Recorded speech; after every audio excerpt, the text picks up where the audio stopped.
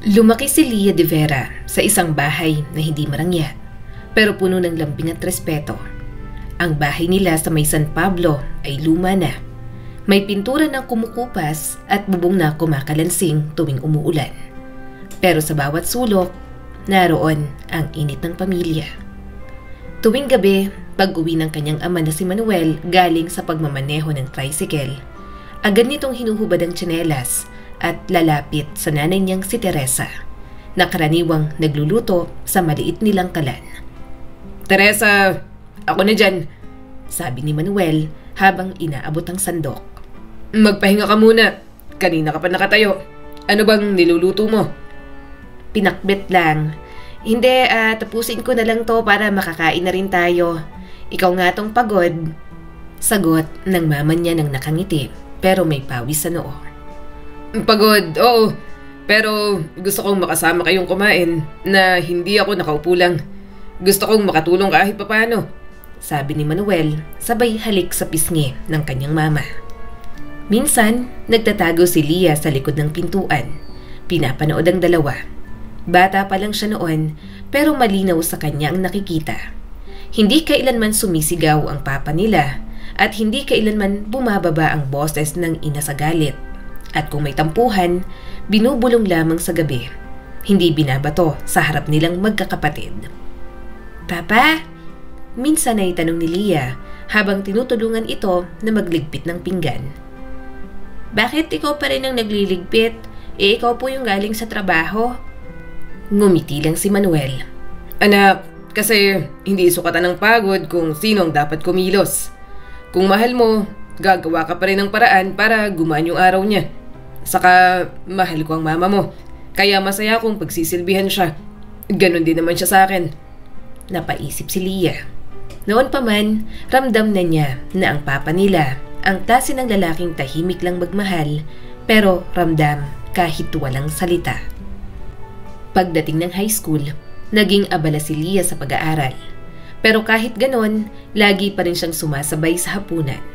Intact pa rin ang pamilya nila dahil sa mabubuting mga magulang. Madalas pa rin sabay magkwento ang kanyang mga magulang sa simpleng mga bagay.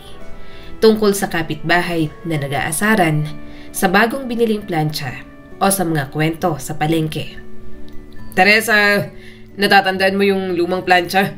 Ayun, binenta ni Mang Rogelio ng 300. Nilagyan ko lang ng bagong plug, ayos na ulit." Proud na sabi ni Manuel habang naglalagay ng kanin sa plato. 300? Aba, parang bago na yan ah, sagot ni Teresa. "Tingnan mo nga naman, ikaw lang talagang marunong maghanap ng paraan." Tumawa ang papa ni Lia. "Hindi naman, natuto lang akong maging madiskarte para makabili tayo ng bagong plancha." Tahimik lang si Lia, pero sa loob-loob niya, kinikilig siya sa nakikita. Ang mga magulang niya talaga ang mukha ng pag-ibig para sa kanya. Minsan nga ay naikwento niya pa sa kanyang pinsan. "Basta, ang gusto ko sa future, magkaroon ako ng asawa na katulad ni Papa. Yung malapit sa katangian niya, mapagmahal na asawa, mapagmahal na ama." Nakangiting sabi ni Lia. "Aba, ang taas naman ng standard mo ah. Sabagay, ang bait nga naman ni Tito Manuel. Medyo naiinggit nga ako sa inyo." Natatawang sagot ni Joy. "Baka maging single ka niyan habang buhay." Okay lang," sagot ni Lia at tumatawa pa rin. "Mas okay nang maghintay ng tama kaysa mapagod sa mali." Isang gabi, nag-away ng kaunti ang kanyang ama't ina. Pero hindi yun katulad ng mga nakikita ni Lia sa ibang bahay na puro sigawan. Nagsimula lang yon nang hindi nagkasundo kung saan gagamitin ang natitirang pera. "Teresa, baka pwedeng ipambili muna natin ng gulong. Luma na yung isa sa tricycle. Baka maplatan ako sa biyahe," saad ni Manuel. "Pero kailangan din nating maghulog sa tuition ni Lia, di ba?" Mahinahong sagot ng kanyang ina. Tahimik si Manuel saglit bago muling nagsalita. "Sige, kung ganun, hati tayo. Ako nang bahala sa kalahati. Maghahanap ako ng sideline ngayong weekend." "Sigurado ka?" tanong ni Teresa. "Sigurado," sagot ni Manuel sabay ngiti. "Mas importante ang pag-aaral ni Lia kaysa sa gulong." Si Lia na nakikinig mula sa sala halos maluha sa narinig. Sa murang edad, natutunan niyang ang pag-ibig ay hindi paligsahan kung sino ang tama, kundi pag-unawa kung ano ang mas mahalaga. Pagdating sa kolehiyo, madalas niyang ikwento sa mga kaibigan kung gaano siya kaswerte sa mga magulang. Alam mo, Lia, sabi ng kaklase niyang si Rina, parang imposible na yata yung ganun ngayon. Yung lalaking maghuhugas ng pinggan pagkatapos ng trabaho. Hindi naman siguro imposible, sagot ni Lia habang nagkakape. Depende siguro sa pagpapalaki. Si Papa kasi, hindi niya tinuring si Mama na obligasyon. Para sa kanya ang pag-aasawa, hindi lisensya para utusan mo yung isa. Para lang kayong teammates. Ganon, kaya kahit medyo hirap kami, nakakausad kami at naibibigay nilang mga pangangailangan namin. Magkatulong sila palagi. Sa tuwing may libreng weekend, umuuwi pa rin si Lia sa probinsya. Nakaugalian na nilang maghapunan ng sabay-sabay, kahit minsan ay pagod na siya sa biyahe. Doon niya lagi nakikita ang pinaka-importanteng tanawin sa mundo. Ang kanyang ama't ina na magkatabing kumakain, nagkukwentuhan tungkol sa araw ng mga ito na parang magkasintahan pa rin. Teresa, may nakita kong bagong halaman sa palengke. Parang maganda yun sa harap ng bahay, sabi ni Manuel. Napangiti naman si Teresa. May pandagdag na ako sa mga halaman ko. Nagkatinginan ang mga ito, sabay tawa. Napangiti rin si Lia. Sa puso niya, isa lang ang laman. Ganon ang gusto niyang klase ng pag-ibig. Isang gabi, bago siya bumalik sa Maynila, nagtabi-tabi silang pamilya sa lumang sofa. Nanonood sila ng palabas habang kumakain ng kamote Q na niluto ng mama nila. Anak, sabi ni Teresa habang inaayos ang buhok ni Lia. Kapag nagmahal ka, huwag kang papayag na ikaw lang ang nagbibigay. Ang pag-ibig dapat palitan. Kung pagod ka na, marunong din siyang umunawa. Kung mahina ka, marunong siyang magpakalakas. Tumango si Lia. Alam ko po ma, nakikita ko naman sa inyo ni Papa araw-araw. Saka wala naman po akong balak magkaroon ng boyfriend. Focus muna po ako sa pag-aaral. Ngumiti si Manuel. Hindi naman perpekto ang relasyon namin ng mama mo, anak. May mga araw din na pareho kaming pagod. May mga gabi na gusto na lang naming matulog kaysa mag-usap.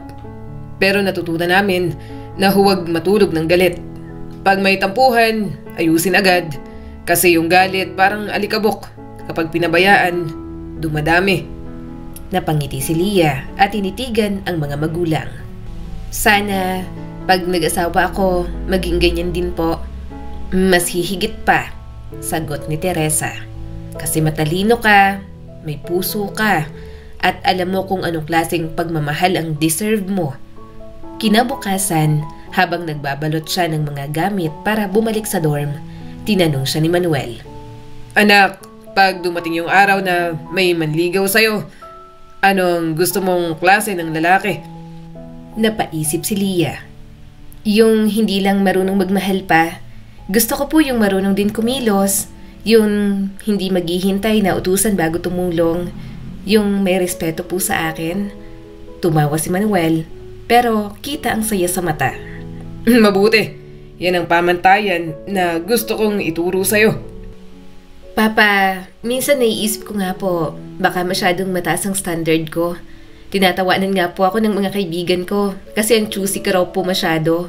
Pero kapag na-in love, wala na raw po yung standard na yan.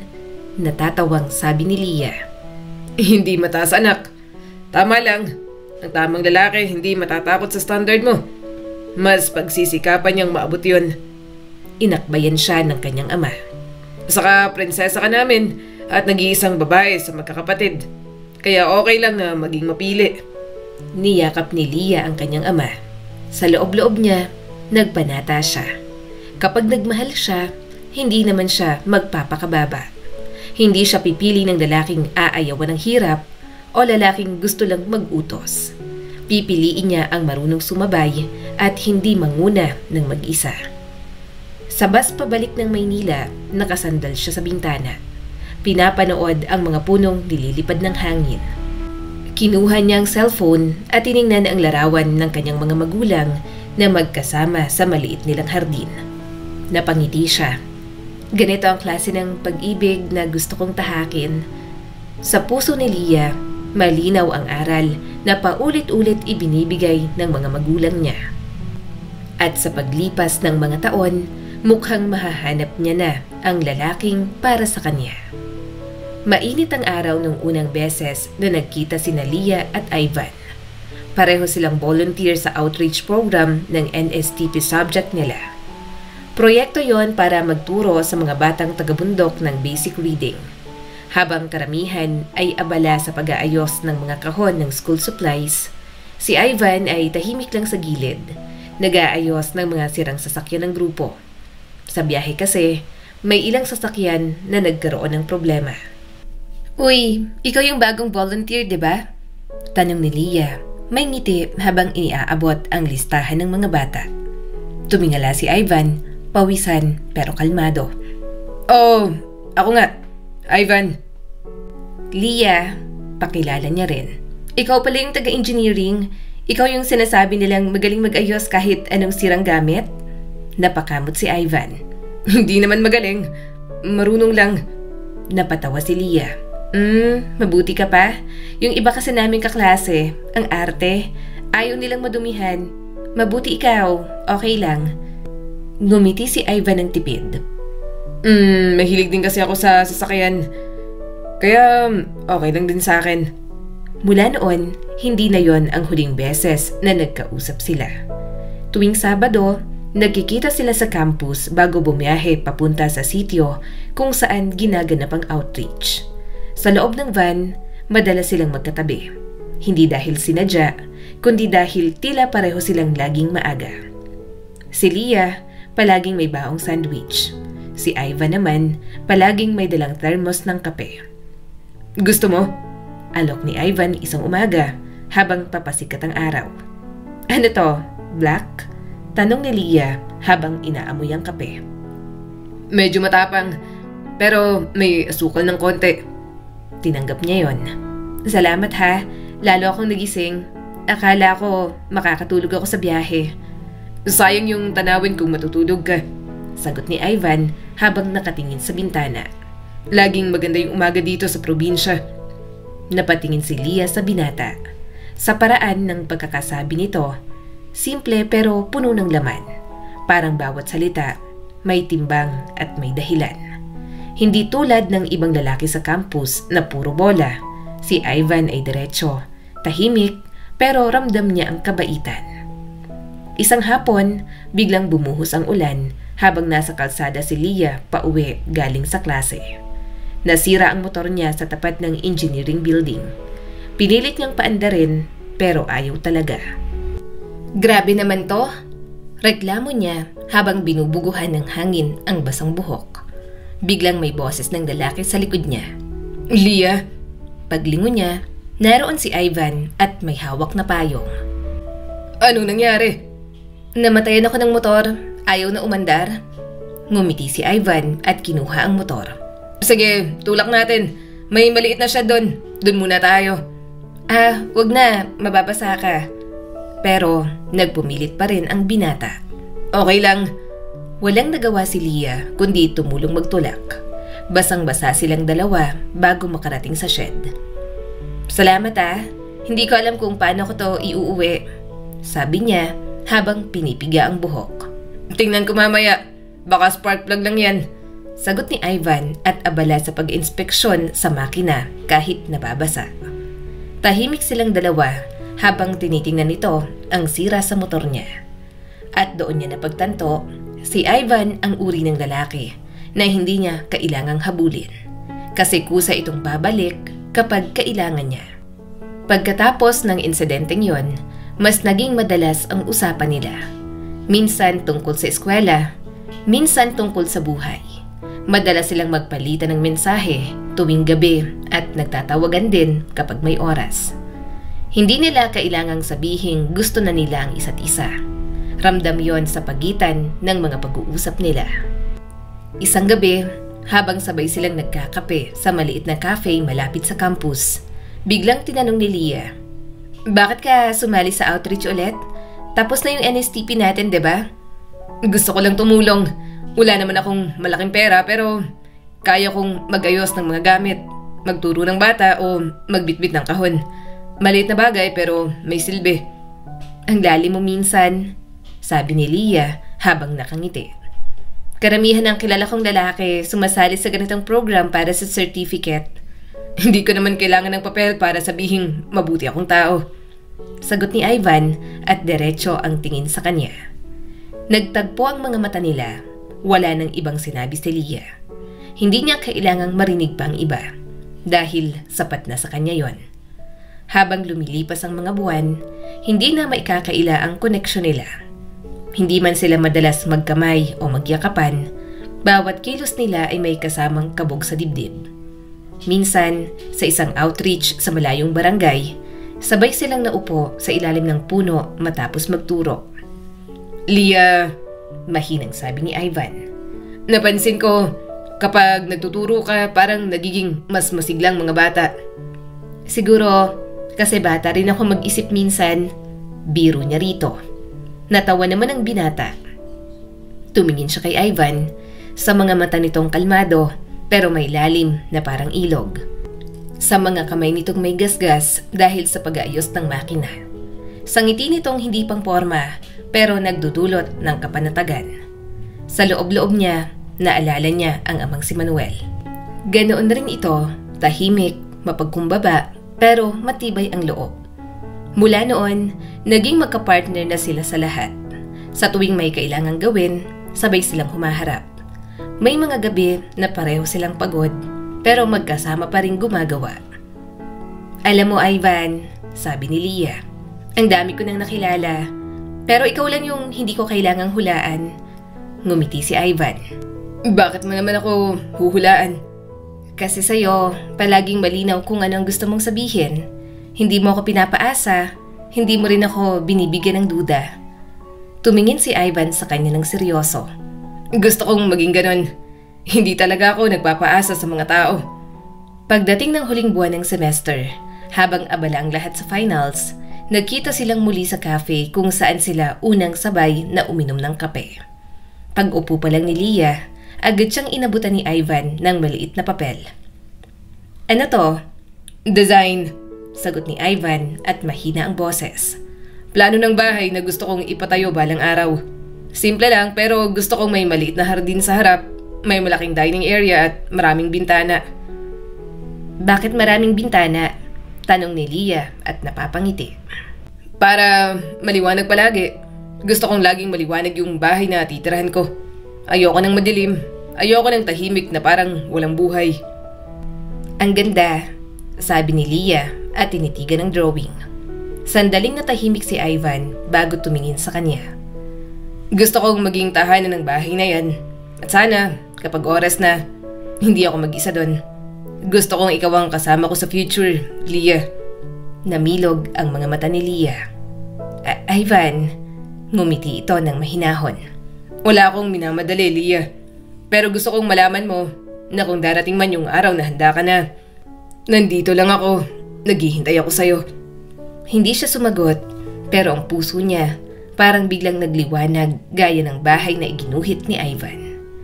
Kinagabihan, habang nakahiga si Leah sa dorm, binasa niya ulit ang mga palitan ng mga mensahe nila. May ngiti sa labi pero may luha siya sa gilid ng mata. Hindi niya alam kung anong tawag sa nararamdaman niya, pero sigurado siya sa isang bagay. Yun ang klase ng pagmamahal na ipinangako niyang hihintayin. Tahimik, matatag at totoo. Tulad ng pag-ibig ng mga magulang niya. At ngayon, sa puso niya, pangalan lang ni Ivan ang katumbas ng salitang pag-asa. 2 taon na ang lumipas mula nang magsimulang magmahalan sina Leah at Ivan. Hindi man sila palaging magkasama, tila bawat sandali ng pagsasama nila ay may saysay. Sa bawat tawanan sa kantin, sa bawat sabay na paglalakad pa uwi, sa bawat gabing magkausap sa chat kahit pareho ng pagod, unti-unti nilang nabuo ang pangarap na sabay nilang haharapin ang buhay. Kaya nang dumating ang araw na nagyaya si Ivan ng simpleng family dinner, wala sa isip ni Leah na yun pala ang araw na magpapabago ng mundo niya. Sa bahay nila Lia ginanap ang salo-salo. Naroon ang mga magulang niya, sina Manuel at Teresa, mga kapatid ni Lia, pati ang pamilya ni Ivan, ang ina nitong si Marlene, na laging may aura ng pagiging kontrolado sa lahat ng bagay. Pero mabait naman. Ang ama ni Ivan, matagal na raw pumanaw. "Anak, ayan na pala si Ivan," tawag ni Teresa habang inaayos ang mesa. Napangiti si Lia habang nagluluto. "Mapakisabi susunod na ako. Lulutuin ko lang tong huling ulam." Kaso, hinila na siya ng mama niya. Kailangang siyang humarap. Kaya bago pumunta sa pinto, kumari pa siya ng takbo papunta sa kwarto. Bahagya siyang nag-ayos. Nang makontento, saka na siya lumabas ulit. Pagbukas niya ng pinto, bumungad sa kanya si Ivan na may dalang bouquet ng bulaklak. "Para sa'yo, dahil alam kong favorite mo yung sunflower." Napangiti si Lia at kinuha yon. "Salamat. Pero anong okasyon? Saka ka lang naman nagbibigay ng flowers sa akin kapag may okasyon, hindi ba?" "Wala lang," sagot ni Ivan, pero may kakaibang ngiti. "Gusto ko lang magpasalamat sa'yo." "Sa akin? Para saan?" Tumawa ang binata. Sa lahat." Hindi pa man niya lubos maintindihan ang ibig sabihin, hinawakan ni Ivan ang kamay niya at lumuhod. Napatigil ang lahat. Tumigil ang pamilya niya sa ginagawa at pinanood sila. "Lia," sabi ni Ivan at marahang tumingin sa kanya. 2 taon na tayong magkasama. At sa bawat araw na lumilipas, lalo akong natututo kung anong ibig sabihin ng pag-ibig. Hindi lang yung saya, kundi yung pagpili kahit mahirap. Gusto kong piliin ka araw-araw. Gusto kong maging tahanan mo, gaya ng pangarap natin dati. Lumuluhang natawa si Lia. "Ivan," inilabas ni Ivan ang maliit na kahon mula sa bulsa. Binuksan niyon at isang simpleng singsing, silver na may maliit na batong kumikislap. "Lia," sabi ni Ivan, "pakasalan mo ko." Tumulo ang luha ni Lia. "Syempre, oo. Oo, Ivan, pakakasalan kita." Nagpalakpakan ng lahat. Si Manuel, ang ama ni Lia, nakangiti habang pinupunasan ng mata. Salamat sa Diyos at ikakasal na ang prinsesa namin. Pero Ivan, alagaan mo yung anak namin ha. Prinsesa namin yan dito. Huwag mo sanang pababayaan." Tumingin si Ivan sa papa niya ng buong respeto. "Pangako po, hindi ko siya bibiguin." Pagkaraan ng ilang buwan, sinimulan nila ang paghahanda para sa kasal. Ayaw ni Lia ng magarbong selebrasyon. Gusto lang niya ng isang simbahan, ilang kaibigan at mga taong mahal nila. "Gusto mo ba ng garden wedding o church?" tanong ni Ivan habang magkasamang nagkakape sa umaga. "Church," sagot ni Lia. "Gusto kong marinig yung tunog ng kampana." "Gusto ko yan," ngiti ni Ivan. "Saka gusto kong marinig ka habang naglalakad sa aisle." "Baka mamaya umiyak ka pa," biro ni Lia. "Kung iiyak ako, dahil masaya ako," sagot ni Ivan sabay hawak sa kanyang kamay. Lumipas ang taon at dumating ang araw ng kasal. Simbahan sa Antipolo ang napili nila. "Ang ganda mo anak," sabi ng kanyang ina na si Teresa. "Parang kahapon lang, tinuturuan pa kita ng abakada. Ngayon ay ikakasal ka na." "Ma," ngiti ni Lia habang nangingilid ang luha. "Kinakabahan ako." "Normal lang yan, pero tandaan mo anak," sabay haplos ni Teresa sa buhok niya. "Hindi mo kailangan maging perpektong asawa. Ang mahalaga, maging mabuti kang tao. At huwag mong hayaang mawala yung kabaitan sa puso mo kahit mahirap." Paglabas niya ng kwarto, sinalubong siya ng ama. Si Manuel, maayos ang suot na barong, pero namumula na ang mata sa sobrang pag-iyak.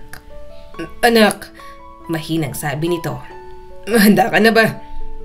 "Hindi ko po alam pa," sagot ni Lia at naiiyak na rin.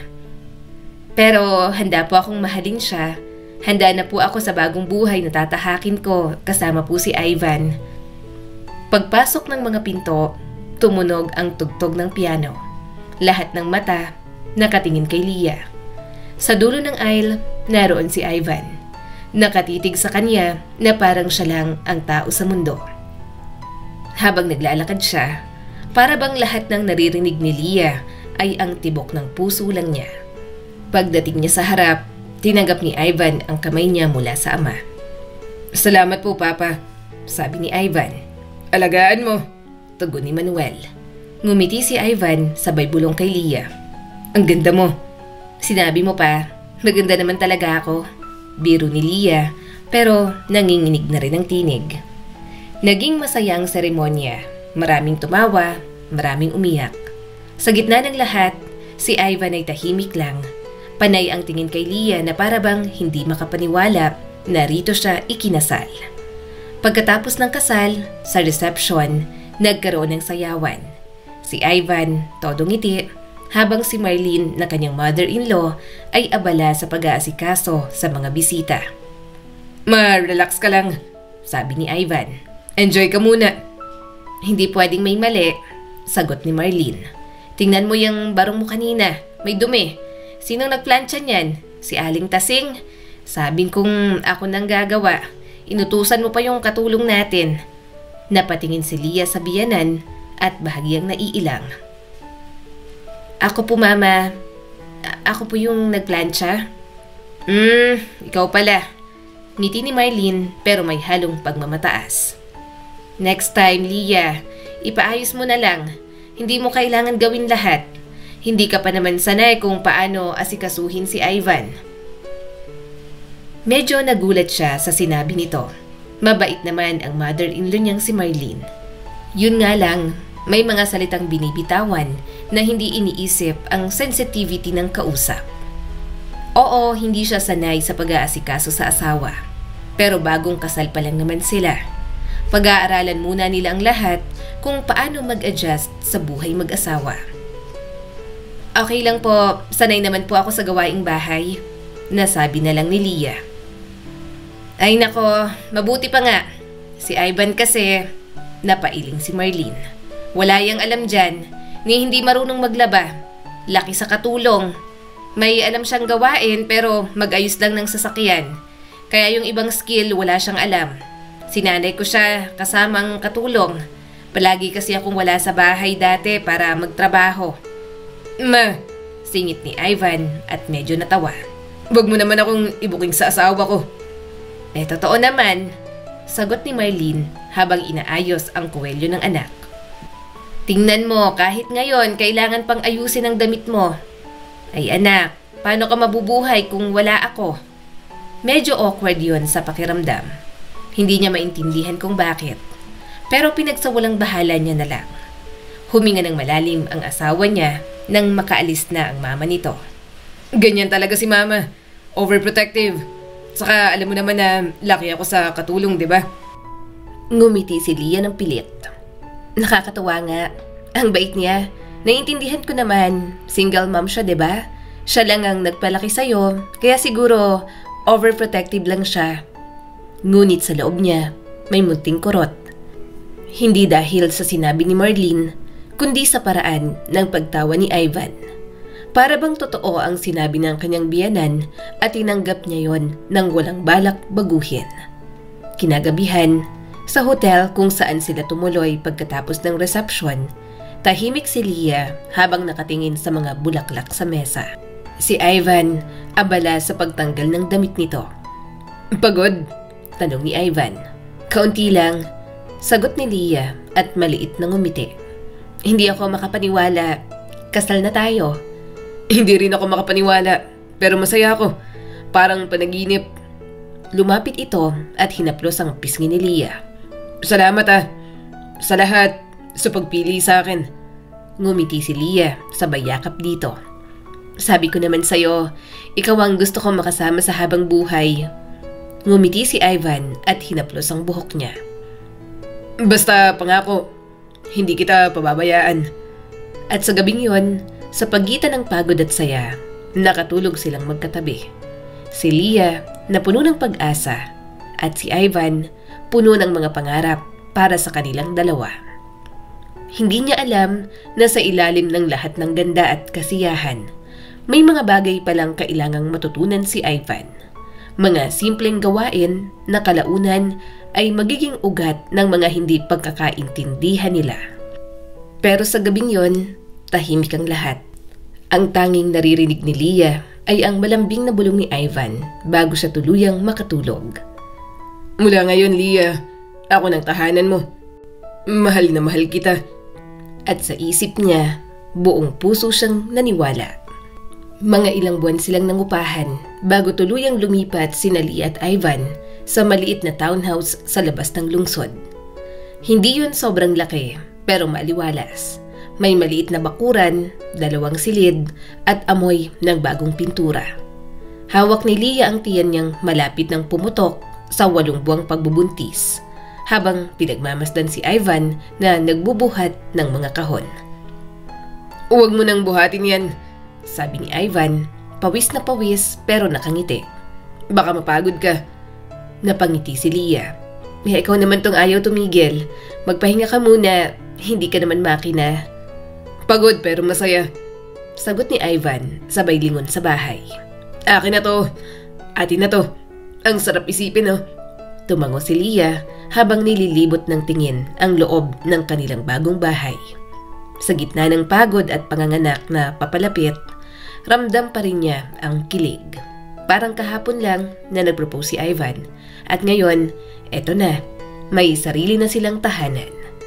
Kinagabihan, habang nakahiga sila sa kama, nagkwentuhan silang dalawa. Naalala mo nung una kitang sinundo sa campus? Tanong ni Ivan habang hinahaplos ang tiyan ni Leah. Yung bumuhos ang ulan? Oo naman, natatawang sagot niya. Akala ko hindi ka darating, pero ayun, may dalang payong na kulay pink pa. Wala na kasing ibang available sa tindahan nun. Natatawa rin si Ivan. Pero sulit, kasi doon kita unang nahawakan sa braso. Sus, nang chancing ka pa? Biro ni Leah, pero natutunaw ang puso niya sa mga ganoong sandali. Pagkatapos ng ilang sandaling katahimikan, biglang nagsalita si Ivan. Leah, gusto ko lang sabihin, salamat. Kasi kahit na buntis ka, hindi ka nagrereklamo sa pag-adjust sa buhay natin. Alam kong mahirap to. Ngumiti siya at hinawakan ang kamay nito. Hindi ko to tinitingnan na sakripisyo. Ivan, pamilya tayo. Basta magkasama tayo. Kakayanin ko. Lumipas ang buwan at sa unang iyak ng sanggol sa ospital, parang tumigil ang mundo ni Leah. Si Liam ang maliit na anghel na pinagpaguran at pinangarap nila. Kamukha mo, sagot ni Ivan habang pinagmamasdan ng anak na nakabalot sa puting kumot. Hindi ilong mo yan, tugon ni Leah bagaman may luha sa gilid ng mata. Nang dinala sila pa uwi, lahat ng pagod ay tila napalitan ng saya. Sa unang pagkakataon, may halakhak sa maliit nilang bahay. Halakhak ng sanggol, ng bagong pamilya, ng 2 taong naniniwala na yun na ang simula ng lahat. Pero sa mga gabing tahimik, may halong kaba sa dibdib ni Leah. Han, gising na naman si Liam, mahina niyang sabi habang nilalambing ang balikat ni Ivan. Pwede bang ikaw naman? Antok na kasi ako. Ungol lang na tugon nito at hindi man lang nagmulat ng mata. Kinuha ni Leah si Liam, pinadede, pinatulog at nang makatulog ang bata, saka pa lang siya nakapagpahinga. Dumungaw siya sa labas ng bintana. Ramdam niya ang bugso ng pagmamahal pero may kasamang pagod na hindi niya alam kung paano tatanggalin. Ganito pala to, mahina niyang bulong. Masaya pero nakakapagod. Pagkalipas ng ilang araw, habang nag-aayos siya ng mga gamit sa kusina, narinig niyang pumasok si Ivan, dala ang supot ng pagkain. Surprise! Sigaw nito. Tinolang manok, paborito mo. Napangiti siya kahit may bahid ng pagod. Salamat, Han. Buti nakauwi ka ng maaga. Sinadya ako. Gusto kong kumain tayo ng sabay. Kaya bumili na lang muna ako sa labas. Kumusta kayo ni Baby? Medyo iyakin pa rin pero okay lang. Sanay na ako. Sagot niya. Baka dapat kumuha na tayo ng katulong, sabi ni Ivan habang nag-aabot ng kanin. Pero ayoko rin. Sayang lang sa pera, di ba? Nasa bahay ka naman. Mas maganda na ikaw ang nag-aalaga kaysa sa iba. Natigilan si Leah pero hindi niya pinahalata. Oo, sige. Kaya ko naman. Pero sa loob-loob niya, nagsimula ng may kumislot. Hindi dahil sa tinipid siya ni Ivan, kundi dahil sa parang pagkalimot nito na kahit nasa bahay lang siya, tao pa rin siya na napapagod. Habang natutulog si Ivan matapos kumain, nagliligpit si Leah ng mesa. Isa-isang tinatanggal ang mga plato, pinupunasan ang mesa, at tinatanggal ang dumi sa mga pinagkainan nila. Pinagmamasdan niya ang asawa niyang himbing sa sofa at nakabukas pang TV. Ang bilis niyang makatulog, mahina niyang sabi, medyo may halong ngiti at inis. Nang marinig niya ang iyak ni Liam mula sa kwarto, mabilis niyang tinalikuran ng lahat at binuhat ang anak. Sige anak, huwag na umiyak, nandito si mama. Bulong niya habang niyuyugyog ng marahan ng bata. Pagbalik niya sa sala, nakita pa rin niyang tulog si Ivan. Napangiti siya ng bahagya. Parang baby din no? Pero sana marunong ding tumulong minsan. Gusto kong mainis pero alam kong pagod ka rin naman sa trabaho. Isang gabi, habang nagpapadede siya kay Liam, tinanong niya si Ivan na bagong dating mula sa trabaho. Han, gusto mo bang matutunan magpalit ng diaper? Tanong ni Leah, kalahating biro at kalahating seryoso, dahil pakiramdam niya, siya na lang talagang kumikilos ng lahat para sa anak nila. Napahinto si Ivan. Ako? Baka mali pa yung magawa ko, Leah. Ikaw na lang, sanay ka na eh. Medyo sumama ang mood ni Leah. Marami naman siyang nakikitang ama na abala sa trabaho pero kaya pa ring mag-alaga ng baby. Naiintindihan niya naman na pagod ito, pero para bang hindi nakikita ng asawa niya ang kanyang pagod dahil nga nasa bahay lang siya. Nasa bahay lang at nag-aalaga ng anak nila. Lumipas ang mga araw habang si Ivan ay patuloy sa trabaho. Si Leah naman ay parang nakakulong sa paulit-ulit na ritmo. Magising, magpadede, maglaba, maghugas, patulugin sa baby at maghintay. Hindi niya kinaiinisan si Ivan, pero may laging puwang sa pagitan nila tuwing gabi. Han, kumusta ang araw mo? Tanong ni Ivan minsan habang sabay silang kumakain. Ganun pa rin, si Liam umiiyak halos buong maghapon. Sagot ni Leah. Sayang, hindi kita natulungan, sabi nito. Pero at least, nandito na ako ngayon. Isang umaga, habang nasa labas si Leah para painitan si Liam, narinig niya ang tawanan ng mag-asawang kapitbahay. Naka-on ang maliit na radyo ng mga ito at may naririnig siyang tinig ng mga nagtatawanan. Nagsasayawan pa ang mga ito kasama ang mga anak. Napangiti siya. Ganyan din kami sa bahay. Bigla niyang na-miss ang mga magulang at mga kapatid. Doon, masaya siya palagi. Pero sa bahay nila ngayon ni Ivan, nalulungkot siya kapag mag-isa. Kaya sa halip na mainggit, umuwi na lang siya. Dumating si Ivan mula sa trabaho, pagod at gutom. Han, may ulam? Meron, nagluto ako ng nilagang baka. Sagot ni Leah habang isinasalin sa mangkok. Habang kumakain, bigla niyang napansin si Ivan. Mukhang dinala nito ang trabaho sa bahay. Han, baka pwedeng bukas mo na ayusin yan. Kakain pa tayo. Sabi niya ng marahan. Oo nga, sorry. Inuwi ko kasi hindi pa ako tapos. Sagot nito. Natahimik silang pareho. Sa mga ganoong sandali, gusto ni Leah na ipaalala sa sarili na mabuting asawa naman si Ivan. Hindi lang niya siguro alam kung gaano kabigat maging ina, maging asawa, at maging tagapag-alaga ng lahat.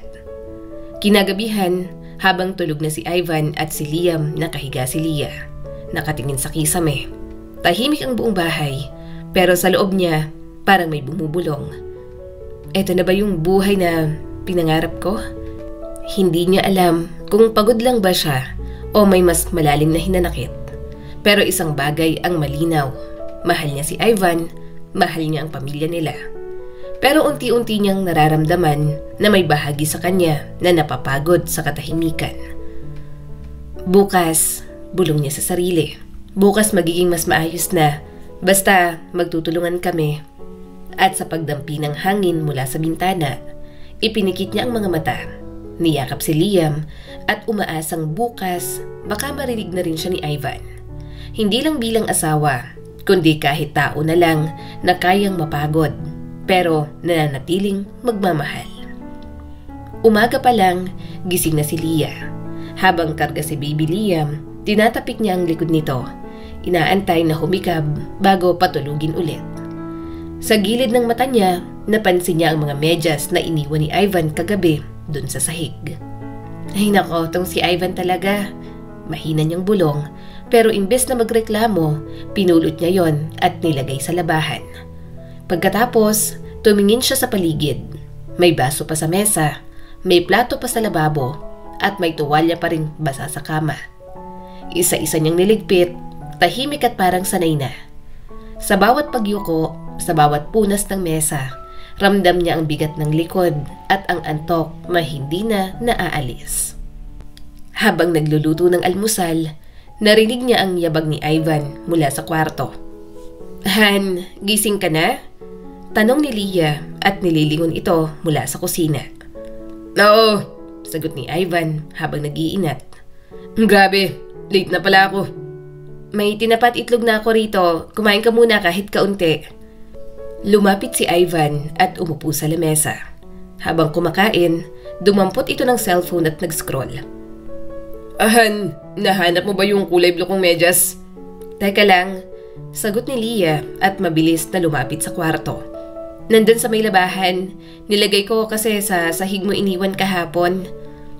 Kaya pala, hindi ko mahanap, sabi ni Ivan at parang walang pakialam. Next time, sabihan mo na lang ako kung saan mo nilagay. Napahinto si Leah pero ngumiti pa rin. Oo, sige, next time. Habang nagliligpit siya ng mga pinagkainan, tumingala siya sa orasan. 10:00 na ng umaga pero parang wala pa siyang natatapos. Si Liam ay muling umiyak kaya nilapitan niya ito. Kinarga at pinasuso. Habang ginagawa yon, napansin niyang t-shirt ni Ivan na nakasampay sa upuan. May mga mantsa pa ng pawis. Pinagmasdan niya yun sandali, tapos dahan-dahang niligpit. Bakit ba ang burara niya? Ang kalat ulit ng bahay.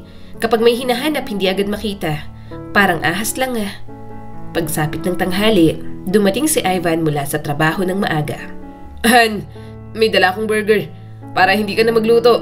Heavy naman to. Ngumiti si Leah. Salamat. Mabuti na lang. Umupo si Ivan sa sala. Hinubad ang sapatos at iniwan sa gitna ng sahig. Nilapag ang supot ng burger sa mesa at kinuha ang remote.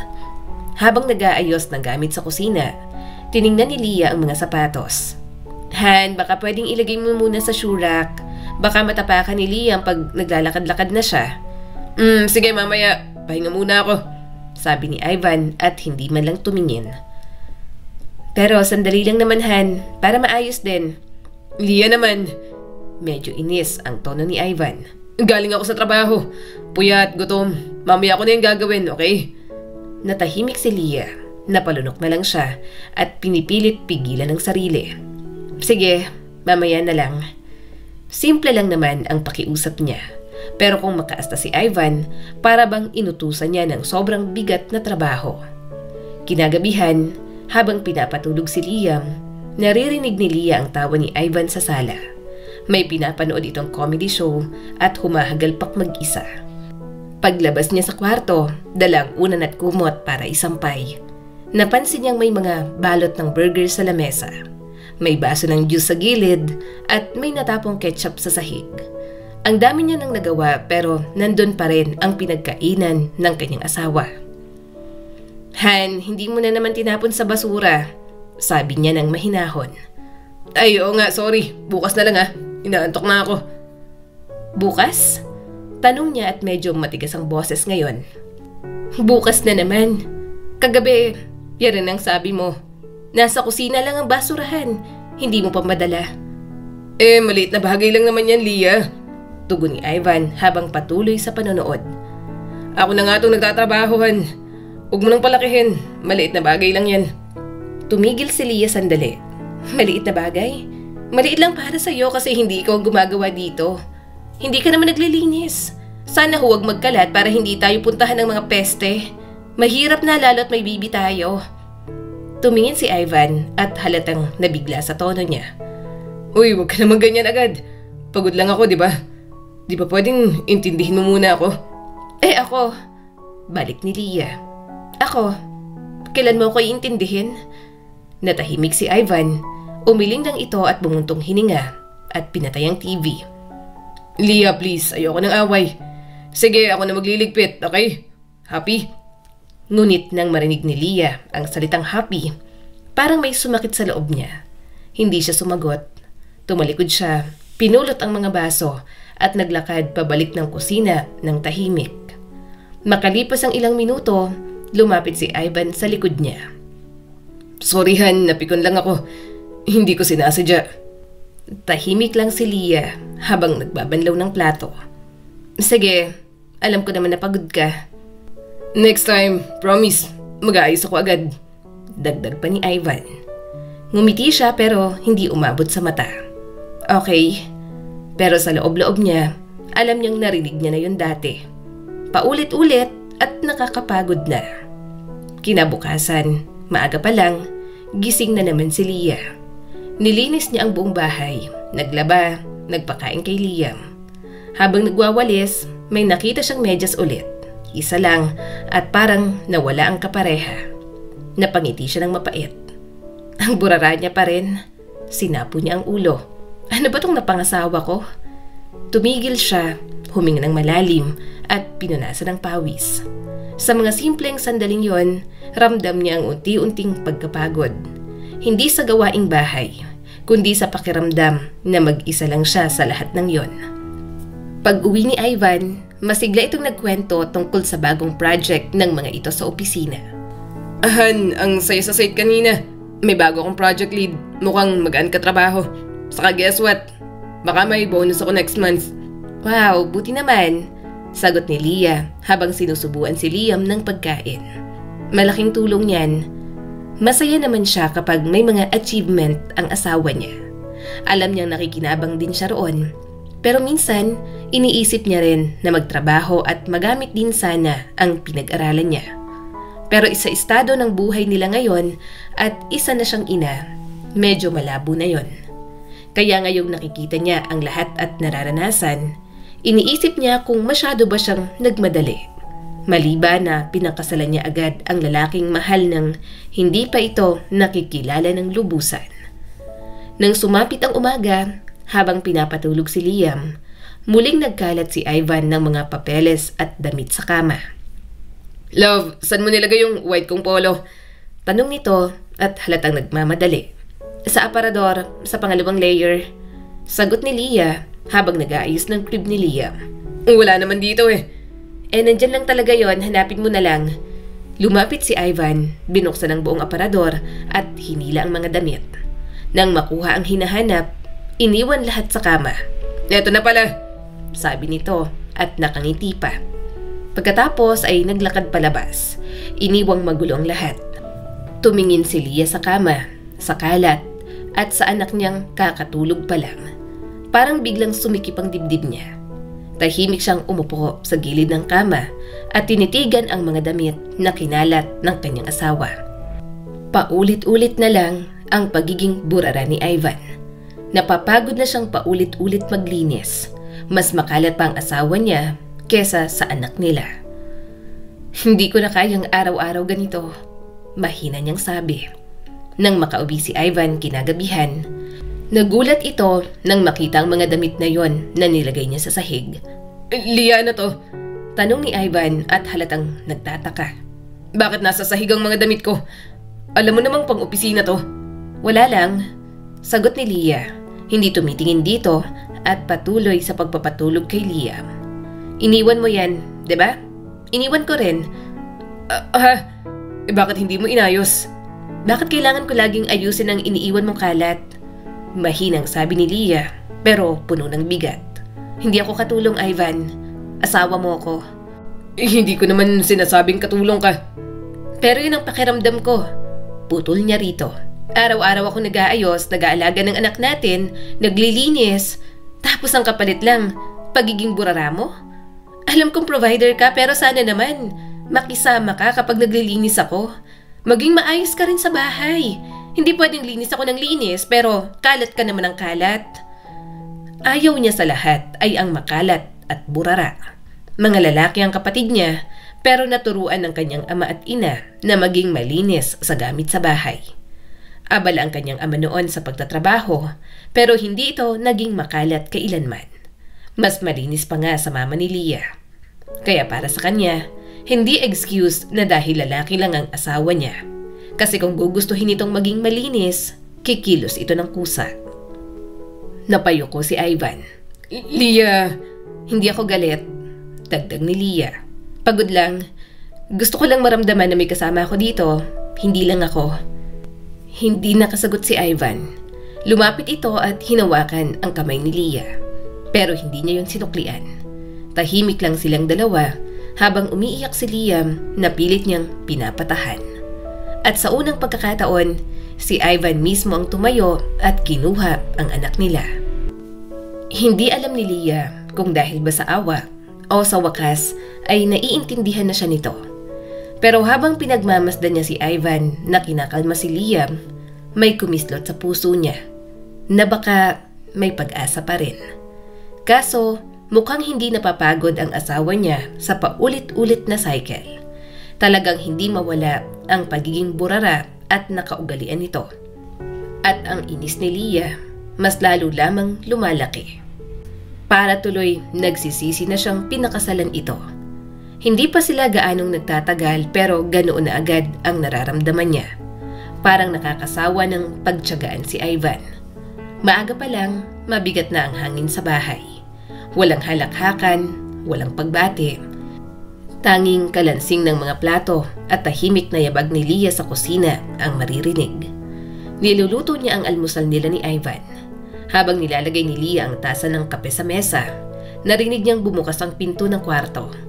Lumabas si Ivan, nakasimangot, habang bitbit ang cellphone. Nakasuot pa ito ng puting sando at boxer shorts at halatang bagong gising.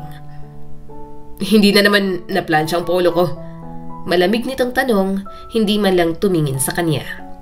Napakurap si Leah. Agad inalis ang kamay sa pinggan at tinungo ang sampayan. Nandyan sa likod ko, nakahanger pa. Hinanger ko na lang kagabi kasi medyo basa pa. Hinanger mo? Sabay tawa ni Ivan at may halong inis. Ano ba naman yan, Leah? Ang dali nang magplansya pero hindi mo pa nagawa. Wala ka namang ibang ginagawa dito sa bahay. Tumigil si Leah sa paghinga sandali. Nagising kasi si Liam kagabi. May lagnat. Inalagaan ko. Lagi na lang si Liam. Putol ni Ivan at umigting ang panga. Alam mo bang pagod din ako?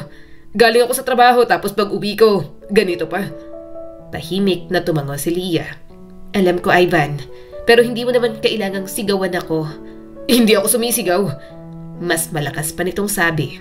Nagpapaliwanag lang ako. Napatigil si Leah. Ang tinig ni Ivan, dating musika sa kanya. Pero ngayon ay parang kutsilyong humihiwa sa dibdib. Huminga siya ng malalim, nilapitan ito at tinangkang hawakan ng braso.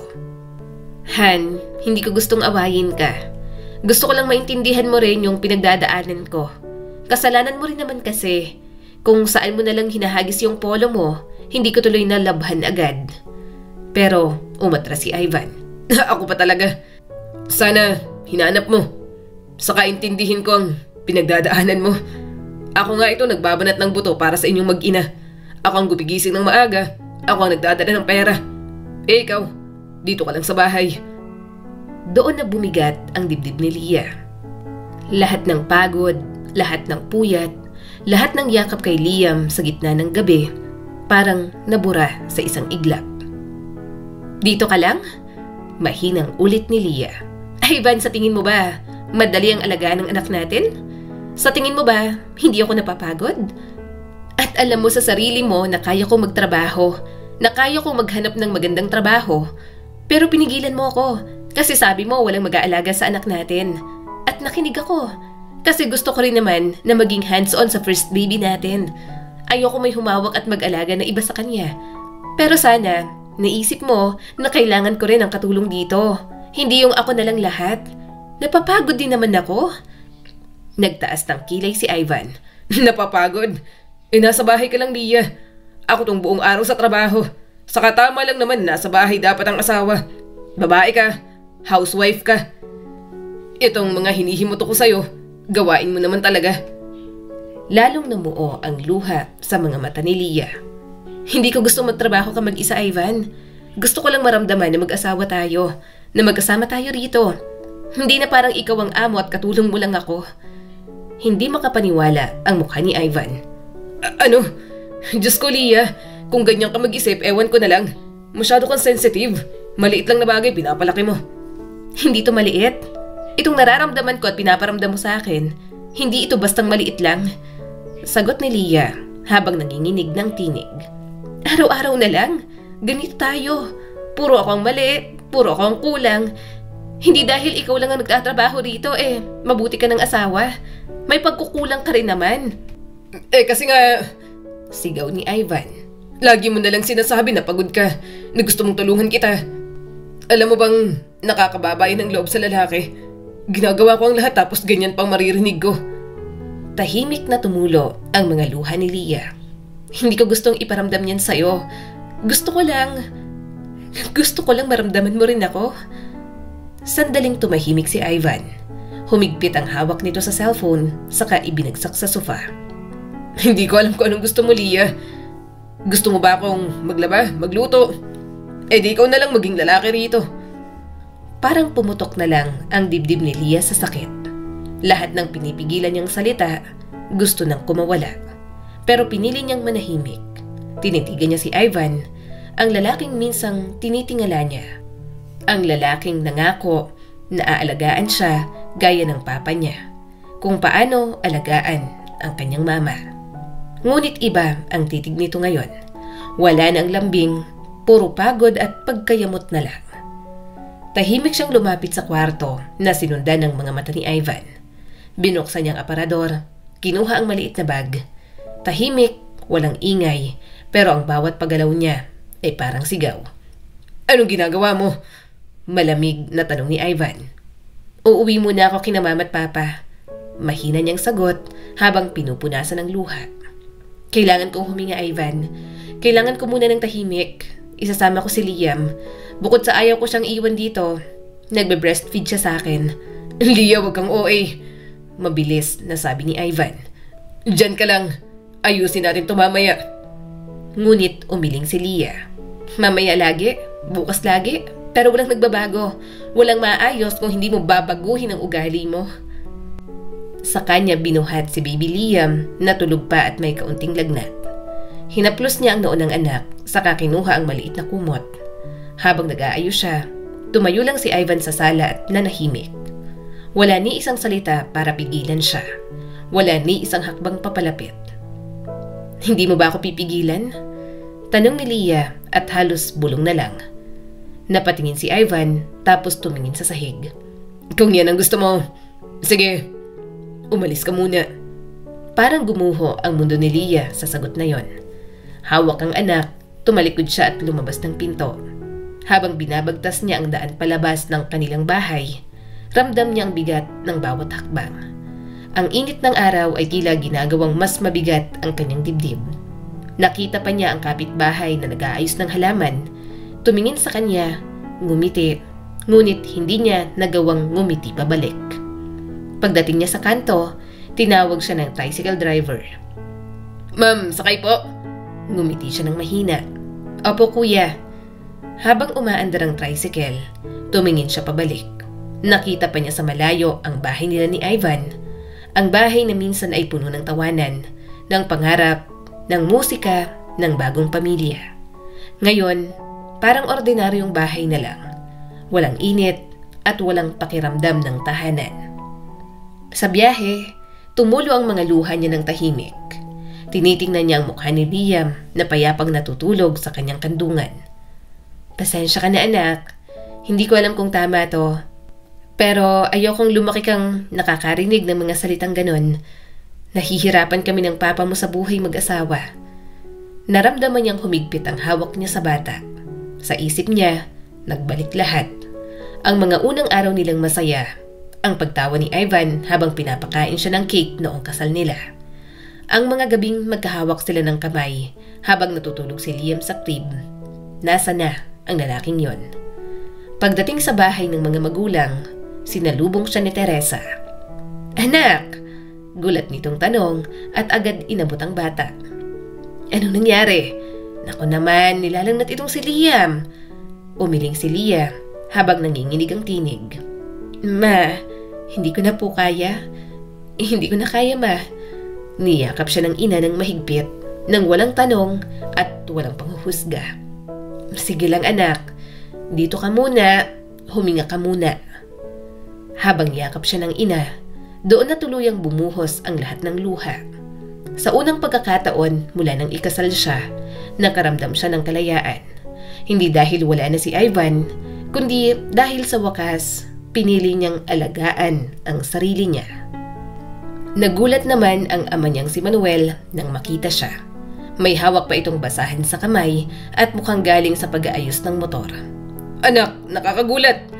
Anong ginagawa mo rito? Wala ka namang pasabi. Sana nagsabi ka para nakapaghanda kami. Kasama mo pala yung apo namin. Nasaan ang asawa mo? Tumigil si Lia sa harap at pilit na pinipigilan ng luha.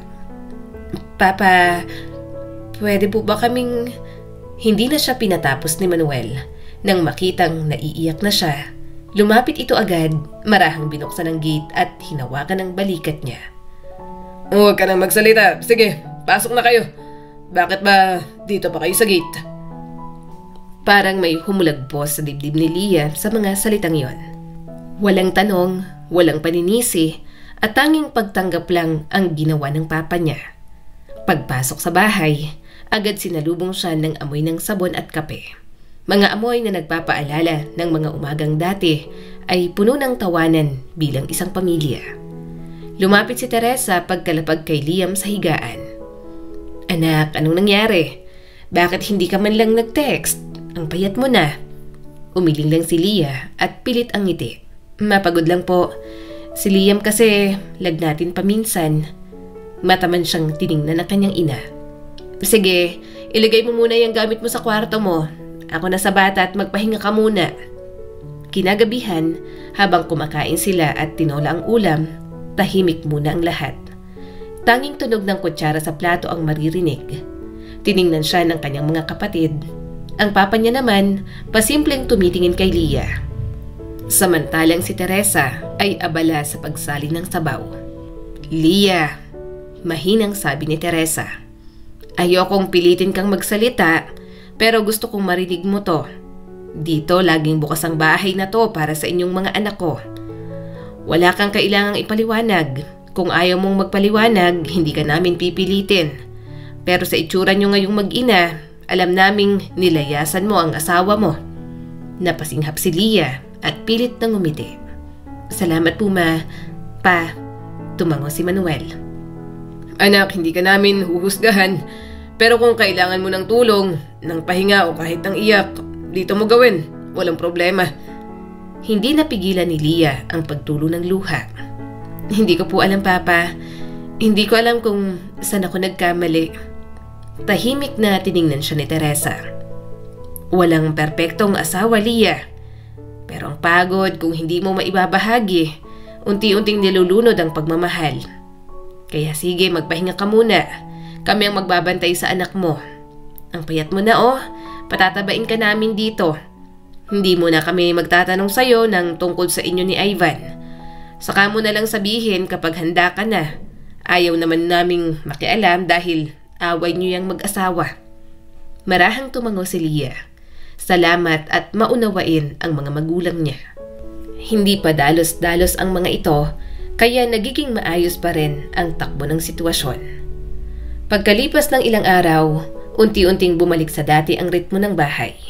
Si Liam ay palaging masigla, tumatawa habang pinapaikot-ikot ni Manuel sa likod ng bahay. Si Lia naman, madalas nakaupo sa terasa habang nagkakape. Pinagmamasdan ang mga dahon ng bayabas na ginagalaw ng hangin. Minsan ay sumasama siya sa nanay niya sa palengke, nagkukwentuhan tungkol sa mga kapitbahay o mga bagong alam nito. "Namiss ko to, ma. Sabi ni Lia isang umaga habang nagpiprito ng tortang talong. Yung ganito pong simpleng araw, ngumiti si Teresa at abala sa paghihiwa ng kamatis. Kasi anak, dito mo natutunan kung anong ibig sabihin ng tahanan. Hindi lang ito bahay, dito mo naramdaman na mahal ka kahit walang kondisyon. Tiningnan ni Lia ang pinainit na mantika. Ma, minsan po ba kayo ni Papa nagkakaroon ng mga panahong parang hindi nyo na kilalang isa't isa? Tumigil si Teresa sa paghiwa at sandaling umiti. Oo naman, maraming beses na.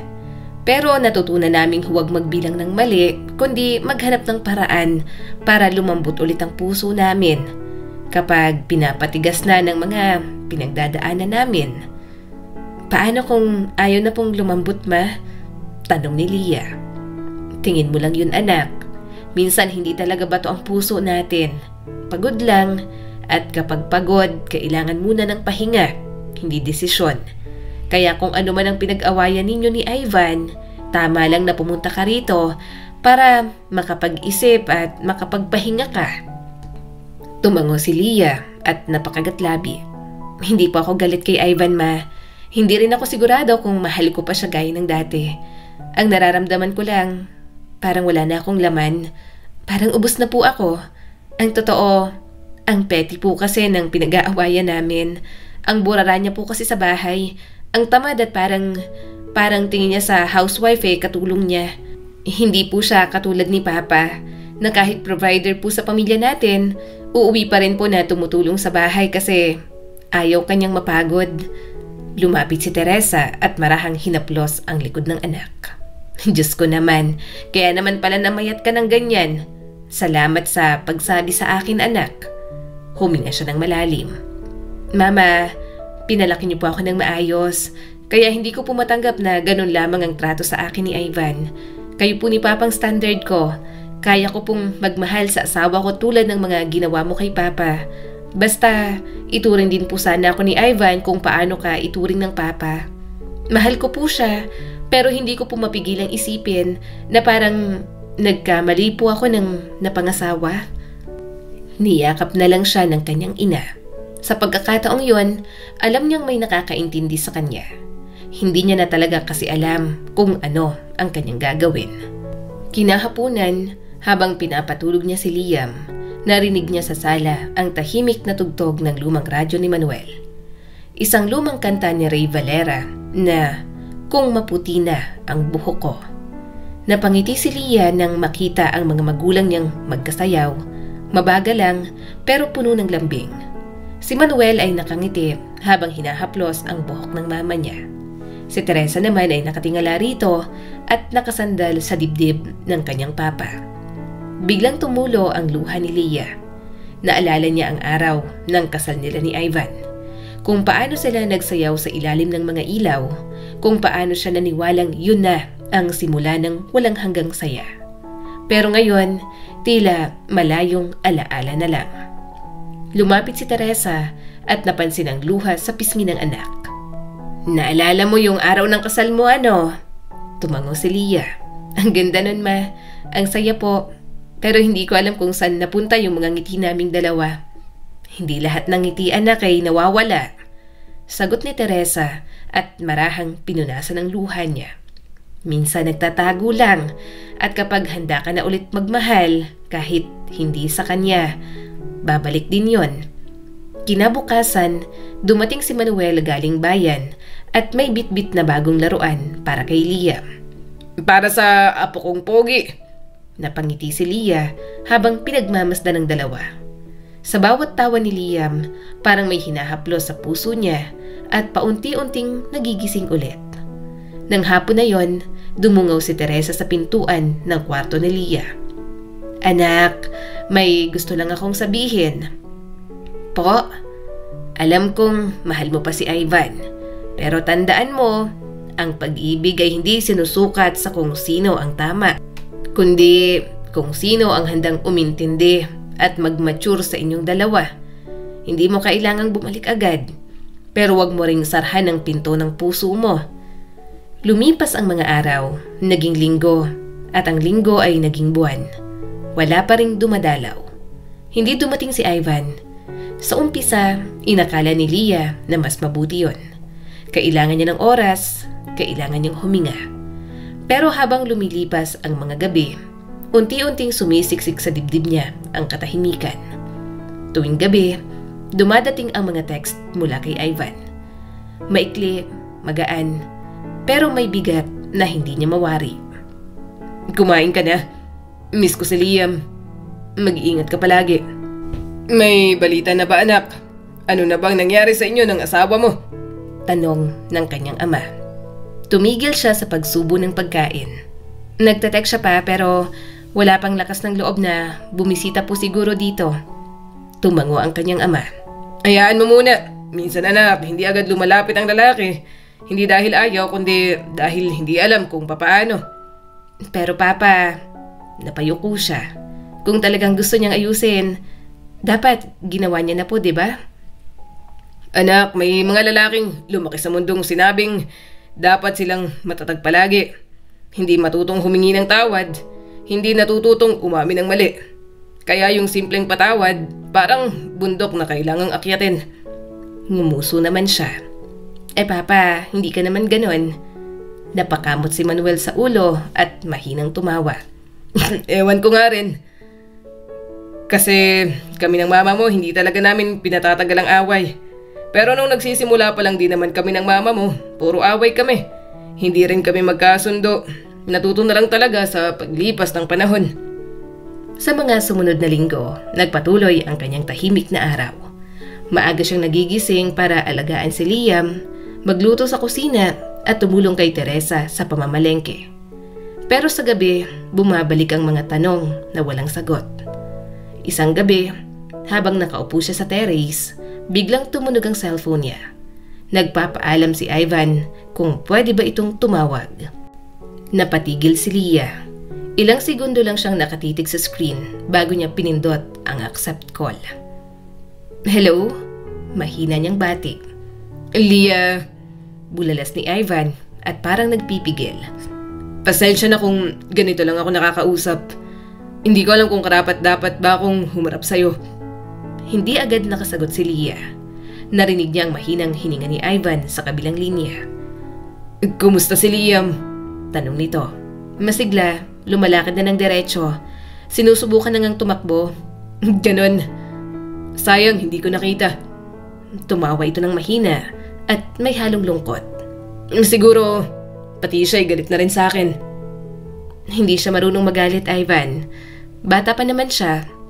Pero balang araw matututo rin siya kung paano tratuhin ang mga taong mahal niya. At ayokong matutunan niya ang pagtrato mo sa akin. Natahimik si Ivan. Wala siyang marinig kundi ang mahinang hinga nito sa kabilang linya. Leah, sorry. Bulong ni Ivan. Hindi ko alam kung paano ko nasayang yung tiwala mo. Akala ko kapag nagtatrabaho ako ng maayos, sapat na. Sorry na. Hindi ko alam kung paano babawiin ang naging pagkukulang ko sa'yo. Pero gusto ko talagang matuto. Ayokong maging ganito.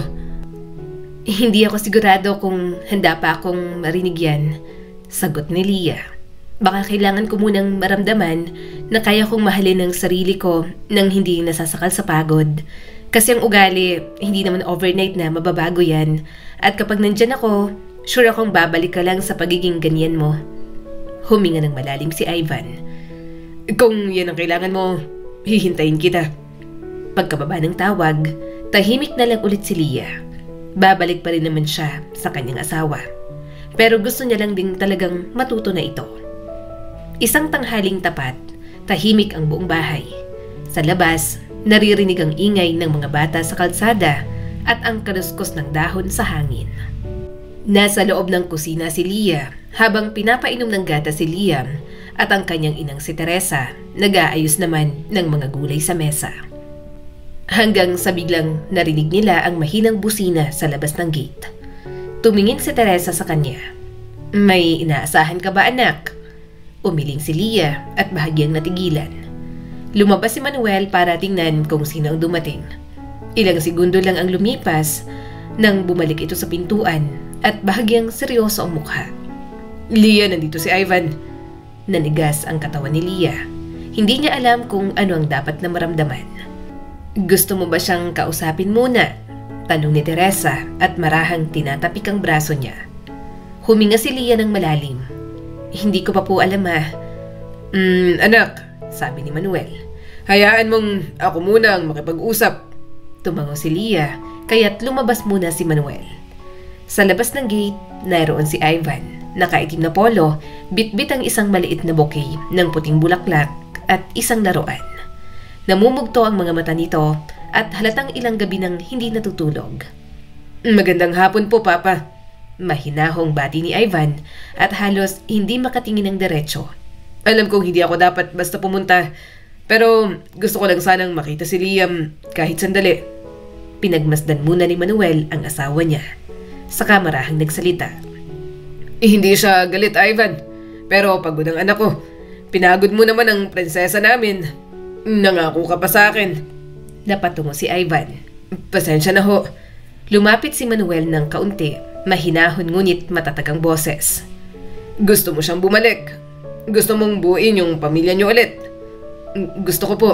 Mabilis na sagot ni Ivan. Kahit anong gawin ko, wala po akong ibang gusto kundi makasama silang mag-ina ko ulit. Pero hindi ko po alam kung paano magsisimula. Huminga si Manuel ng malalim, saka inilagay ang kamay sa balikat ni Ivan. Kung gusto mong bumalik siya, huwag mo siyang pilitin. Gawin mo ang karapat-dapat kang balikan. Hindi dahil sa awa, kundi dahil sa respeto. Gusto mong bumalik siya. Patunayan mong kaya mong ipagmalaki kanyang asawa. Magbago ka na. Lumipas ang mga araw, naging patuloy ang pagbisita ni Ivan pagkatapos ng trabaho. Talagang nanunuyo ito sa kanya. Hindi siya pinipilit umuwi pero nagpapaliwanag pa rin at nangangako. Malinis sa bahay, nahihiyang sabi ni Ivan. Inaayos ko palagi ang mga gamit natin doon. Nagluluto din ako ng pagkain kaso hindi masarap. Hindi kasing sarap ng luto mo. Umiwas naman ng tingin si Lia. Total, halos pumupunta ka naman dito araw-araw. Dito ka na kumain ng hapunan. Parang batang binigyan ng regalo ang asawa niya. Talaga? Kumunot ang noo niya. Wag na pala. Excited ka eh. Biglang natawa si Ivan. Hindi. Gusto kong dito kumain. Magdadala rin ako simula bukas ng mga pwedeng lutuin nyo ni Mama. Para hindi nyo naman ako palamon dito. Sana next time, sa kwarto mo na rin ako patulugin. Katabi mo at si Liam. Sinamaan ni Lia ng tingin ang kanyang asawa. Akala yata nito ay okay na silang dalawa. Talagang kaya nang humirit ng ganoon. Agad namang bumawi si Ivan. Syempre joke lang. Masaya ako na pakakainin niyo ako rito. Ganoon na nga ang nangyari. At kahit ilang beses pang magsungit si Lia, hindi niya maitatanging lumalambot na talaga ang kanyang puso. Hindi niya rin naman kasi maitatanggi na namimiss niya na ang kanyang asawa. Maagang umaga bagong paligo si Lia at inaasikaso si Liam. Tahimik ang bahay at normal lang ang mga gawain.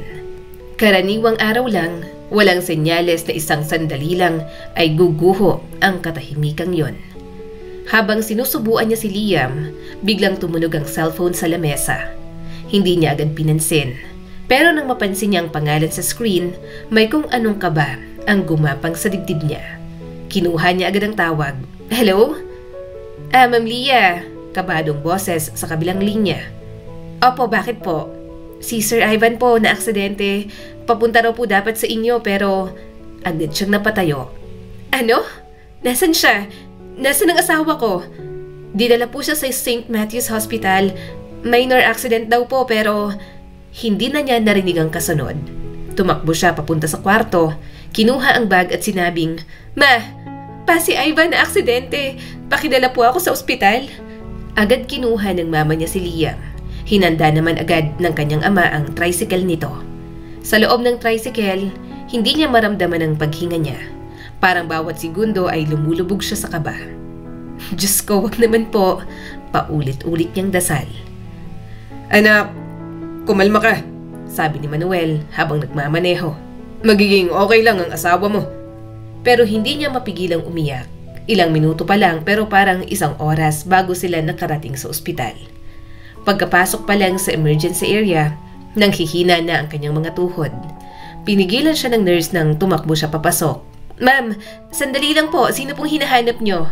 Si Ivan Reyes, asawa ko po. Nasaan siya? Tumingin ang nurse sa listahan. Room 214 po ma'am. Stable na raw po pero kailangan pa ng pahinga. Agad siyang tumakbo. Pagbukas ng pinto, muntik na siyang mapaupo. Nakita niya si Ivan, nakahiga, may benda sa noo at may gasgas sa braso. At sa sandaling yon, parang bumigat ang dibdib ni Leah. Lahat ng galit, lahat ng pagod, lahat ng tampo, naglaho sa isang iglap. Leah! Mahina nitong tawag. Lumapit siya nang nanginginig ang kamay habang hinawakan ang palad nito. Ivan! Ngumiti si Ivan kahit halatang nasasaktan. Sorry, natakot ka siguro, no? Hindi lang natakot. Nanginginig niyang sagot. Halos mabaliw ako sa kaba. Mahinang natawa si Ivan pero agad na pangiwi. Ang pangit ko siguro ngayon. Hindi ko iniisip yan. Bulong ni Leah at pinunasan ng luha. Ba't kasi nagmamadali ka? Hindi mo lang ako tinext. Huminga ng malalim si Ivan. Gusto ko lang kayong sorpresahin. Dadaan sana ako para dalhan ka ng pagkain. Yung favorite mong bulalo. Hindi ko napansin yung truck sa intersection. Napapikit si Leah at napahawak sa dibdib. Diyos ko, Ivan, kung may nangyari sa'yo. Shh! Putol ni Ivan at inabot ang pisngi niya. Wala naman. Nandito pa ako. Maya-maya ay bahagya na siyang kumalma. Umuwi na rin naman ang tatay niya. Sa gilid ng kama, pinagmasdan ni Leah ang mukha ng asawa. Ang lalaking minsan niyang minahal ng buong buo, na kalaunan ay siya ring pinagmula ng pagod at luha. Leah! Bulong ni Ivan at pinisil ang kamay niya. Sorry. Tumingin siya ng diretso sa mga mata nito. Sorry saan? Sa lahat. Sagot ng kanyang asawa at huminga ng malalim. Hindi ko alam kung gaano kahirap yung ginagawa mo. Akala ko kasi lalaki ako, trabaho ko ang magtrabaho. Hindi ko alam na habang abala ko, nauubos ka na pala sa loob ng bahay. Hindi na nakasagot si Leah. Umiyak lang siya ng tahimik. Hinaplos ni Ivan ang kamay niya ng mabagal. Ang sabi ng papa mo, kung gusto kong bumalik ka, kailangan kong maging karapat-dapat para sa'yo. Sinusubukan kong gawin yun, pero ngayon, habang nakahiga ako rito, naisip ko, paano kung hindi ko na magawa? Huwag mong sabihin yan. Huwag mong sabihin na parang mawawala ka. Ano ka ba? Mabilis na sagot ni Leah. Ngumiti si Ivan. Hindi naman ako mawawala. Pero kung sakali man, gusto kong alam mo na nung umalis ka, sobrang nagsisisi ako. Hindi niya napigilang lumuha. Naiinis siya sa asawa niya, pero hindi niya naman gustong mangyari yon. Kahit may tampuhan sila, alam naman ni Leah sa sarili niya, nagagawa pa rin siya ng paraan para magkabati sila. Mahal niya naman si Ivan. Naiinis lang talaga siya sa pagiging makalat at burara nito sa gamit. Tahimik ang hallway ng ospital, maliban sa mahinang tunog ng mga makina at yapak ng mga nurse na dumadaan. Nakaupo si Leah sa bench sa labas ng kwarto ni Ivan, nakasandal habang hawak ang tasa ng mainit na kape. Ilang araw na rin siyang pabalik-balik roon. Mula nang maaksidente si Ivan, parang doon na umiikot ang mundo niya. Si Liam ay naiwan muna sa mga magulang niya. Habang nakatitig siya sa sahig, narinig niya ang pamilyar na tinig ng kanyang biyanan. Leah! Pag-angat niya ng tingin, nandoon ang ina ni Ivan. Nakatayo ito sa harap niya, mahinahon pero halatang kabado ang kilos nito. Hawak ang isang plastic bag na may mga prutas at pagkain. Pwede bang umupo? Tumango si Leah, bagaman ramdam niyang paninikip ng dibdib. Salamat sa pagpunta, Leah. Alam kong mahirap to para sa'yo. Umiling si Leah at pilit nang umiti. Wala pong anuman, Mama. Kailangan ko rin po siyang makita. Asawa ko po siya. Umupo ang ginang sa tabi niya at maingat na inilapag ang bag. Leah, may gusto sana akong aminin sa'yo. Ako ang dahilan kung bakit siya ganyan. Kung bakit nahihirapan ka. Napakunot ang noo ni Leah. Hindi ko po... Pinutol ng ginang ang kanyang gusto pang sabihin. Alam mo, lumaki si Ivan na hindi ko pinaguhugas ng plato. Hindi ko pinaglilinis ng kwarto. Kung madudumihan man yan, sa pagkukutingting lang ng sasakyan kasi hilig niya yon. Lahat ng kailangan niya ibinibigay ko agad. Akala ko kasi ganoon ang pagmamahal. Ang alagaan siya sa lahat ng paraan. Napalunok si Leah. Ayaw questionin ang pagpapalaki ng biyanan sa kanyang asawa. Normal lang naman po siguro sa magulang yon. Umiling ito at mapait ang ngiti. Hindi, Leah. Hindi pagmamahal yon. Proteksyon yon na mali ang direksyon. Noong bata pa siya, lagi siya nagrereklamo kapag pinapagawa ko ng kahit ano. Ayaw kong marinig siyang nahihirapan, kaya ako na lang ang gumagawa. Sinasabi ko sa sarili ko na anak ko naman si Ivan, kaya hindi niya kailangan magdusa. Pero hindi ko napansin, pinatay ko pala ang kakayahan niyang mag-alaga sa sarili niya at sa ibang tao. Hindi ko siya tinuruan kung paano magmahal pabalik. Hindi agad nakasagot si Leah. Sa isip niya, bumalik lahat ng mga gabi na siya lang ang naglilinis sa bahay, nag-aalaga kay Liam, at si Ivan ay nakahiga lang, pagod at walang pakialam. Hindi niya alam kung dapat ba siyang maawa o maling magalit. Huminga siya ng malalim. Hindi ko po alam na ganoon pala. Tumango naman ito. Ako ang nagkasala. Nabigo ako bilang magulang ng anak ko. Pinagmalaki ko pa noon sa sarili ko na mabait ang anak ko, na marunong siyang magtrabaho. Pero hindi ko tinuruan kung paano maging partner. Nasanay siyang may umaagapay sa kanya. Ako noon, ikaw ngayon. Napatitig si Leah sa sahig. Tumama ang mga salita sa kanya na parang unti-unting sumisiksik sa mga puwang ng puso niya. Hindi ko naman po siya sinisisi, pero nasaktan talaga ako, Mama. Araw-araw akong nagigising na parang invisible sa kanya. Pag-amin na lang din ni Leah. Hinawakan ng kanyang mother-in-law ang kamay niya. Alam ko, anak, at ako ang dapat humingi ng tawad. Hindi ko siya tinuruan kung paano magpakumbaba. Tumagal pa ng 1 buwan bago kasuyuin. Hindi ko siya tinuruan makinig. Lahat ng ayaw niyang maramdaman, lungkot, pagod, pagkabigo, tinakpan ko. Kaya nang dumating ka at hiniling mo sa kanya na magbago'y hindi niya alam kung papaano. Naiintindihan niya naman yon. Simpleng away lang nila ni Ivan, pero lumaki na dahil naging paulit-ulit. Mama, hindi naman po ako galit sa kanya. Siguro kailangan lang po naming mas pagtibayin pa po ang pagsasama namin. Kasi aaminin ko po, masyado po kaming nagmadali na mag-settle down. Kaya ngayon, gagawa po kami ng paraan para mag-work po kaming dalawa. Hindi pa po kami ganon katagal mula nung ikinasal, kaya para pong mahina pa ang pundasyon namin. Ngumiti si Leah at hinawakan ng kamay ng mother-in-law. Kaya wag po kayong mag-alala, Mama. Magiging okay naman po kaming dalawa. Kailangan lang po namin ng pahinga sa isa't isa. Pagkatapos magpagaling ni Ivan, bumalik na rin naman silang mag-ina sa kanilang tahanan. Hindi yun madali. Bago siya pumayag, ilang linggo muna silang nag-uusap sa labas ng bahay. Hindi na nila pinag-usapan kung sino ang tama. Sa halip, pinag-usapan nila kung paano sila magiging mas mabuti. At ngayon, habang bumabangon siya mula sa kama, naramdaman niya ang kakaibang katahimikan ng bahay. Hindi ang dating mabigat na aura, kundi payapang may kasamang pag-asa. Paglabas niya ng kwarto, naamoy niya ang ginisang bawang. Sa kusina, si Ivan ay nakasuot ng simpleng sando at apron. Hawak nito ang kawali habang pinipilit na huwag masunog ang itlog. Sa tabi nito, nakaupo sa high chair si Liam at natutuwa sa tugtog ng children's song. "Good morning," bati ni Ivan. "Huwag kang mabigla, pero ako nang nagluto. Okay na naman tong braso ko." Napahawak si Leah sa dibdib, kunwari nagulat. "Sino Kat? Anong ginawa mo sa asawa ko?" Tumawa si Ivan at si Liam naman ay sumigaw ng, "Papa, egg!" "Wow!" sabi ni Leah, lumapit at sinilip ang kawali. "Wow, hindi pa sunog. Impressive." "Sus, basic!" pagmamayabang pa ng kanyang asawa. Umupo si Leah sa mesa pagkatapos maluto ang almusal nila.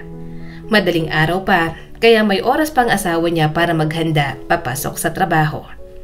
Habang kumakain, pinanood niya si Ivan na nagsusubo kay Liam. Medyo magulong paligid, may mga laruan sa sahig, basang tuwalya sa silya at Tupperware na walang takip sa counter. Pero ngayon, hindi niya na yun alintana. May gulo, oo, pero kalat naman nila yun. Isang tanda ng buhay, ng pagsisikap, ng isang bagay na unti-unting gumagaling sa kanilang dalawa. Hindi mo kailangan gawin to araw-araw ha, sabi ni Leah habang nagsasalin ng kape. Baka mapagod ka. Pagod? Hindi naman. Medyo nasasanay na nga ako. Hindi ko kasi alam noon kung gaano kahirap maging ikaw. Akala ko, simple lang maging housewife. Sagot naman ni Ivan. Parang hinaplos ang puso ni Leah. Sa wakas, naiintindihan na ng kanyang asawa kung saan siya nanggagaling. Marunong na itong umunawa sa pagod niya at gayon din naman siya kay Ivan. Alam mo, nung unang linggo ko sa bahay ni na Mama at Papa, akala ko tapos na tayo. Pero bawat gabi, iniisip ko kung kaya pa nating magsimula ulit. Pero ang mga magulang ko rin ang nagpaalala sa akin ng dahilan kung bakit pinakasalan kita. Salamat, Han. Mahinang tugon ni Ivan. Hindi mo kailangan bumalik pero pinili mong bumalik. Hindi ko yun kakalimutan. Simula ngayon, mas magsisikap pa akong maging maayos ang pagsasama natin. Pagkatapos nilang kumain, naglinis silang magkasama. Si Ivan ang naghugas ng pinggan habang si Leah ang nagligpit ng mesa. Si Liam naman ay nagkalat ulit ng laruan sa sala na para bang sadyang sinusubok ang pasensya niya. Tingnan mo tong anak natin, sabi ni Ivan habang pinupunasan ang kamay sa tuwalya. Magaling magkalat, mana sa tatay niya, sabay nilang sabi saka nagtawanan. Minsan, ganoon lang pala. Isang biro, isang tawa, isang umagang walang sigawan o tampuhan. Maya-maya, naghanda na rin naman sa pagpasok ang asawa niya. Si Leah ang naiwan kaya nilinis niya na ang ibang natirang kalat sa sala. Nagbalik na si Leah sa routine niya sa bahay. Siya ulit ang naiiwan para mag-alaga kay Liam, samantala magtatrabaho naman ng maigi si Ivan. Nang makauwi naman, pagkatapos magpahinga ng kaunti ay nagbibihis na ito, kumakain kasama niya. Hindi niya mapigilan ang ngiti.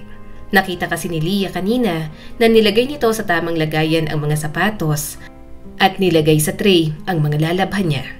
Ito na rin ang nagtitiklop ng mga damit nito para alam din kung saan ito kukunin. Maya-maya, biglang umiyak si Liam na nasa kwarto. Bago pa makatayo si Leah, tumayo na agad si Ivan. Ako na, sabi nito kahit puno pa ang bibig. Bahagyang natigilan si Leah. Ilang sandali pa, lumabas na si Ivan habang buhat si Liam. Tinigil nito ang pagkain para mahele ang anak nila. Sige, kain ka na dyan, Han. Saad ng kanyang asawa. Ako na dito kay Liam. Ako na rin ang maghuhugas ng mga pinggan. Napangiti si Leah at nagpatuloy sa pagkain. Sige, ako naman ang maglilinis ng mga laruan ni Liam mamaya. Habang tumatagal, unti-unti na silang nagkakaunawaan. Nagbibigayan kapag may pagkakataon at parehong nakikita ang halaga ng bawat isa. Wow, ang dami niyo naman pong dalang gulay. Nakangiting sabi ni Leah nang bumisita ang mga magulang niya. Tumawa naman ang kanyang papa. Eto kasing mama mo, anak. Namunga na naman ang mga tinanim sa bakuran. Kaya naisip namin na dumaan at bigyan kayo. Mangangamusta na rin. Kamusta na ba kayo ng asawa mo? Ngumiti si Leah at tinanaw ang asawa niya na abala sa pagkaskas ng yelo. Sumusubo naman ang minatamis na saging si Liam. Gumagawa kasi ito ng halo-halo para sa kanila. Ayos naman po, napag-usapan na po namin kapag may problema. Hindi na rin po siya gaano kaburara. Minsan may mga pagtatalo po pero hindi na po namin hinahayaan ng matapos ang araw o matulog po kami ng magkaaway.